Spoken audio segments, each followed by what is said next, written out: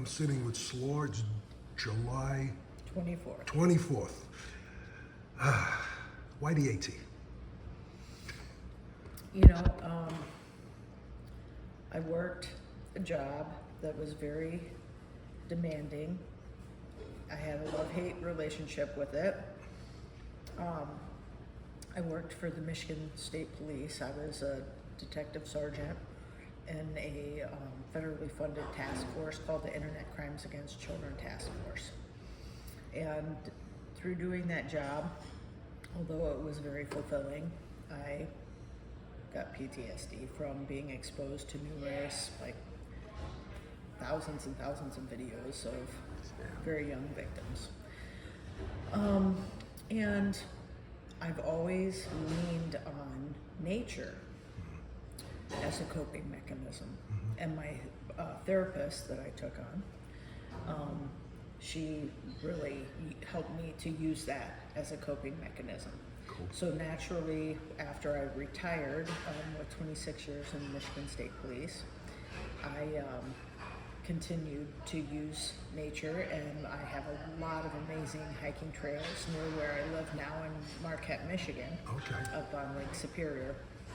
And you know, there were times I just thought, we have the North Country Trail there. Okay. But Is that in the UP? yeah, it's in the UP.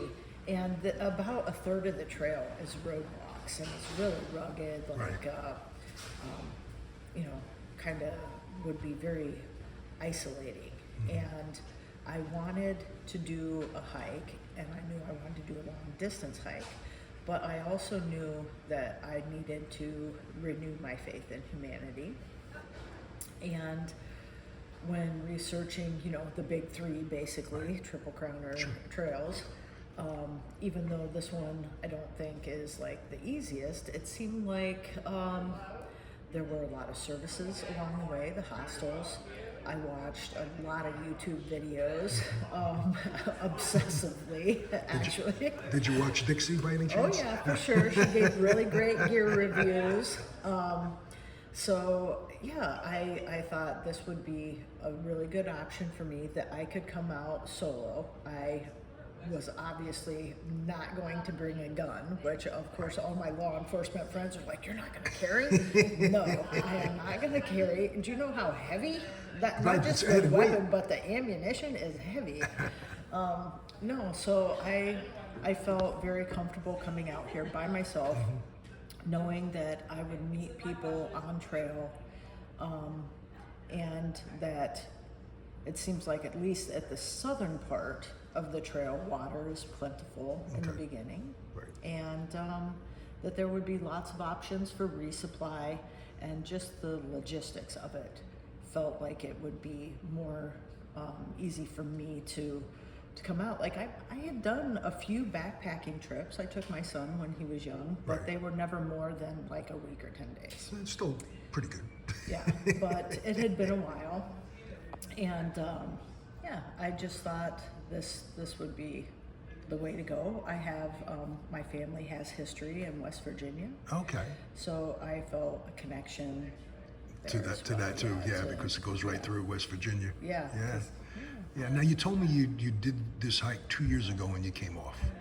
Do you regret doing that? You know,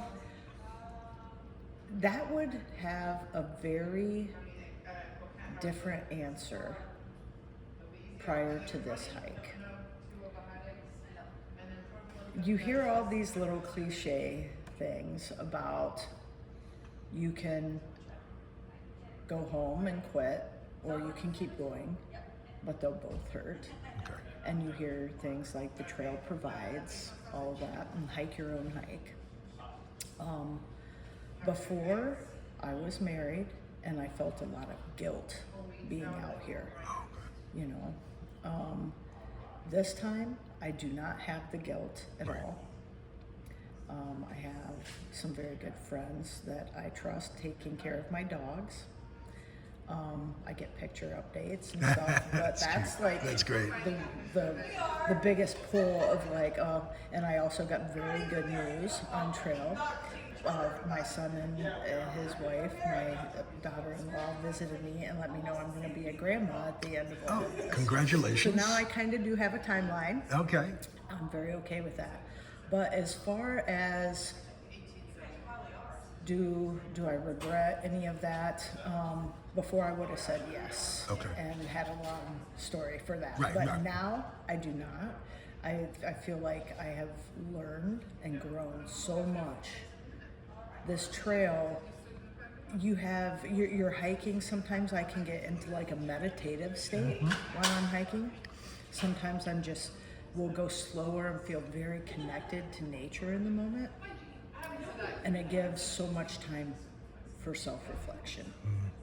And I have replayed so many conversations and pivotal moments in my life where decisions were made. And I have gone through all of the woulda, shoulda, couldas. But the bottom line is I am where I am right now in this moment. And that was on a lot of rocks. Yeah, right. A lot of rocks. A lot of roots, a lot of rocks, a lot of uphill. And just so you know, it's going to continue. Right. Yeah. But that's the thing is you don't blame the mountain. You don't get mad at the mountain or the rocks. You truly learn that, okay, this is where I wanted to be. And I have been places in my life before where I have wanted to be.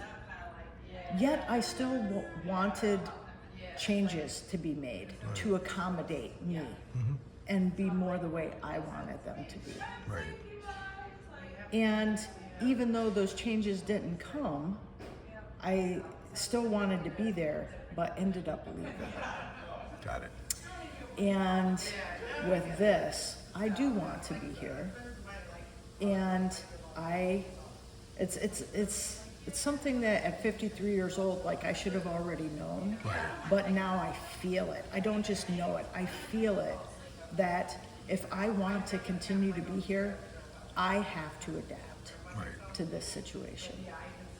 And so I am just making myself highly adaptable, And you just continue. and I love it. Yeah, that's great. I love hearing that story. That's fabulous. How did you get your trail name? Well, my first name is Nicole, and I like coleslaw. Okay. And and in the South and stuff, there's a lot of barbecue pulled pork sandwiches and stuff, and I think that coleslaw goes good with that, with fish and Right. stuff like that. So yeah, Slaw. actually, a close friend of mine gave me that name. I don't see her much anymore or anything, but they started calling me Slaw, Slaw. and it kind of stuck. And actually, I'm prior law enforcement, and so someone very, very close to me had said, "Oh, that's really funny because you used to be the law," which I would have never called myself. I'm the law. Yeah, That's right, ridiculous, right? But it rhymes. But it was It funny, rhymes. right? You used to be the law. Now you're You're the slaw. slaw. That's cool. Yeah, and it was funny because at first people would think it was sloth or something because you hear a lot of sloths. It's or something. S-L-A-W? Yes, Slaw. S-L-A-W. Okay. And there's no other slaw out here. And once I wrote my name on all my stuff, because, That's it. I'm also a mother to an adult son.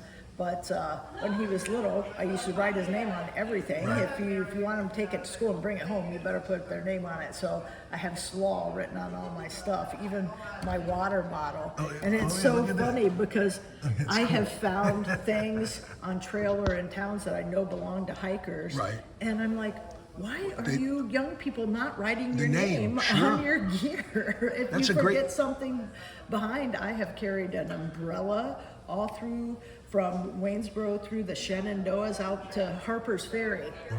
Ended up just giving it to someone else because I could not find the owner. I posted online on the ATU Well, sites and on you Photo. tried. Right. Yeah. But had they put their name, young people watching this, put your name on your gear. You know what, Even your I was- trail name, we will find you. I was just going to ask you for a tip, and I think you gave it to me already. There you go. Put your name on everything. Seriously, Yeah. nobody's ever said Yeah, that. because you may walk off without it, Right. leaving it at a shelter, and it's so funny, you're going to get even 2 miles down the trail. And Right. depending on how tough it was, you're going to make a decision. Sure. And that decision's probably going to be to keep hiking Right. forward. Right. But someone else is coming gonna- northbound behind And they're you. gonna grab, and they're gonna find it. That's a right. great, I love that tip. That's the first time anybody's given me that one. That's Nice. great. Yeah.